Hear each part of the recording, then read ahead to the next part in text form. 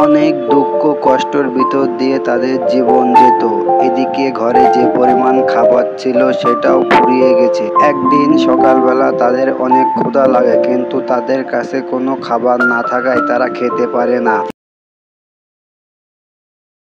গহীন এক জঙ্গলের ভিতরে বাস করত দুইটি স্বামী স্ত্রী পাখি। তাদের সংসারে অনেক অভাব ছিল, কারণ স্বামী পাখিটি ছিল অনেক অলস। সে কাজ কাম করতে চেত না। অনেক দুঃখ কষ্টের ভিতর দিয়ে তাদের জীবন যেত।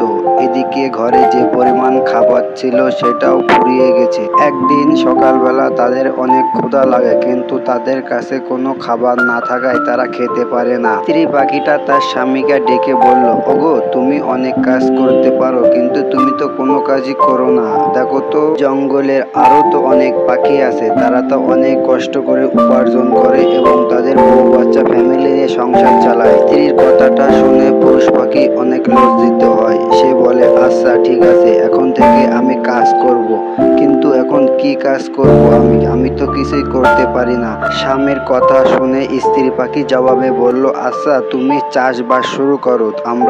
প্রথমে আমরা তরমুজ চাষ শুরু করি। যেই ভাবনা সেই কাজ। তারা দুইজনে মিলে সিদ্ধান্ত নিল তারা তরমুজ চাষ করবে। পুরুষ পাখিটি এবার একটি জমি নির্ধারণ করে ওখানে তরমুজ উপার্জনের জন্য তরমুজ রোপণ করে। সে একটি জমি নির্ধারণ করে এবং জমিতে যায়, যে অনেক পরিশ্রম করতে থাকে এবং সে হাড় ভাঙা পরিশ্রম করে জমিটি অনুপযুক্ত জমিটি চাষের উপযুক্ত করে এবং ওখানে তরমুজের বীজ রোপণ করে। পুরো জমিতেই সে তরমুজের বীজ ছড়িয়ে দেয় নিজ হাতে, যাতে সে সুন্দর সুন্দর তরমুজ হয়, সেগুলো বাজারে বেচতে পারে। এইভাবেই সে প্রতিদিন জমিতে পরিশ্রম করতে থাকে। সে যখন চাষ করে বাসায় ফিরে আসতো, তার স্ত্রী দেখে তাকে অনেক খুশি হতো।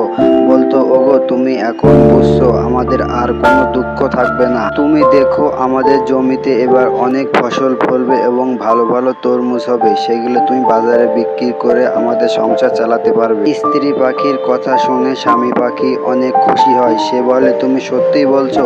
আমাদের জমিতে অনেক ফসল ফলবে। আমারও তাই মনে হচ্ছে। সেই ফসলগুলো আমরা বাজারে বেচে আমরা সংসার চালাতে পারবো।